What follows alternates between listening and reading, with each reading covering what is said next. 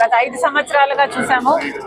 జగన్మోహన్ రెడ్డి గారు ముఖ్యమంత్రిగా ఉండి కూడా వైసీపీ పార్టీ అధికారంలో ఉన్నప్పుడు రాజశేఖర్ రెడ్డి గారి కొడుకు అయిన జగన్మోహన్ రెడ్డి గారు ఎలా బీజేపీ పార్టీ మోడీకి దత్తపుత్రుడిగా మారి ఆ పార్టీకే వంగి వంగి సలాములు చేశారో చూడడం జరిగింది. ఇప్పుడు కూడా ఒకవైపు వైసీపీ బీజేపీని పల్లెత్తు మాట అనకుండా ఇప్పటికీ కూడా బీజేపీ పార్టీకే వాళ్ళు లోబడి పనిచేస్తున్నారు.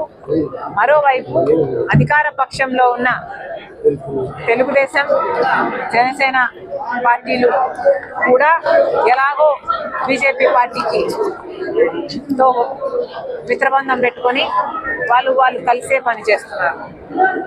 కాబట్టి అధికార పక్షమైన తెలుగుదేశం పార్టీ, జనసేన పార్టీ ఎలాగో బీజేపీ పార్టీని విమర్శించవు.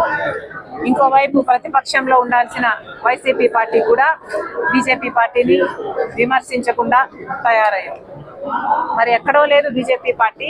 ఆంధ్ర రాష్ట్రంలో బీజేపీ అంటే బాబు, జగన్, పవన్ వీటిలోనే ఉంది.